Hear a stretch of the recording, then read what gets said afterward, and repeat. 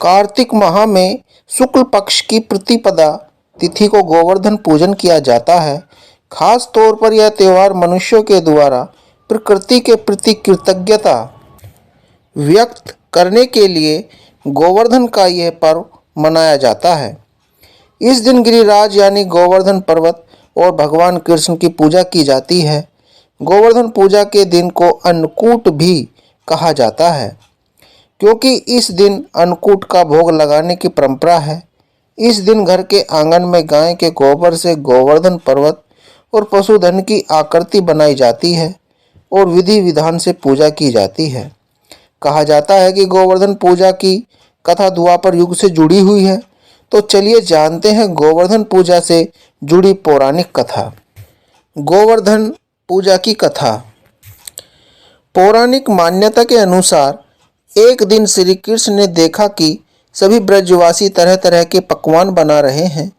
पूजा का मंडप सजाया जा रहा है और सभी लोग प्रातःकाल से ही पूजन की सामग्री एकत्रित करने में व्यस्त हैं। तब श्री कृष्ण ने यशोदा जी से पूछा, मैया, ये आज सभी लोग किसके पूजन की तैयारी कर रहे हैं? इस पर मैया यशोदा ने कहा कि पुत्र, सभी ब्रजवासी इंद्रदेव के पूजन की तैयारी कर रहे हैं। तब कान्हा ने कहा कि सभी लोग इंद्रदेव की पूजा क्यों कर रहे हैं? इस पर माता यशोदा उन्हें बताते हुए कहती है, इंद्रदेव वर्षा करते हैं और जिससे अन्न की पैदावार अच्छी होती है और हमारी गायों को चारा प्राप्त होता है।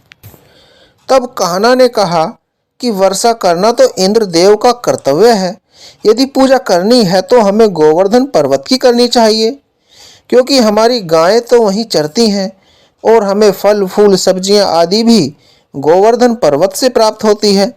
इसके बाद सभी ब्रजवासी इंद्रदेव की बजाय गोवर्धन पर्वत की पूजा करने लगे। इस बात को देवराज इंद्र ने अपना अपमान समझा और क्रोध में आकर प्रलयदायक मूसलाधार बारिश शुरू कर दी, जिससे चारों ओर त्राही त्राही होने लगी। सभी अपने परिवार और पशुओं को बचाने के लिए इधर उधर भागने लगे। तब ब्रजवासी कहने लगे कि ये सब कृष्ण की बात मानने का कारण हुआ है। अब हमें इंद्रदेव का कोप सहना पड़ेगा। इसके बाद भगवान कृष्ण ने इंद्रदेव का अहंकार दूर करने और सभी ब्रजवासियों की रक्षा करने के लिए गोवर्धन पर्वत को अपनी उंगली पर उठा लिया। तब सभी ब्रजवासियों ने गोवर्धन पर्वत के नीचे शरण ली। इसके बाद इंद्रदेव को अपनी भूल का एहसास हुआ और उन्होंने श्री कृष्ण से क्षमा याचना की। इसी के बाद से गोवर्धन पर्वत के पूजन की परंपरा आरंभ हुई। गोवर्धन पर्वत उत्तर प्रदेश के मथुरा जिले के अंतर्गत एक नगर पंचायत है। गोवर्धन व इसके आसपास के क्षेत्र को ब्रजभूमि भी कहा जाता है। यह भगवान श्री कृष्ण की लीला स्थली है। यहीं पर भगवान श्री कृष्ण ने द्वापर युग में ब्रजवासियों को इंद्र के प्रकोप से बचाने के लिए गोवर्धन पर्वत अपनी कनिष्ठ अंगुली पर उठाया था। गोवर्धन पर्वत को भक्तजन गिरिराज जी भी कहते हैं। सदियों से यहाँ दूर दूर से भक्तजन गिरिराज जी की परिक्रमा करने आते रहे हैं। यह 7 कोस की परिक्रमा लगभग 21 किलोमीटर की है।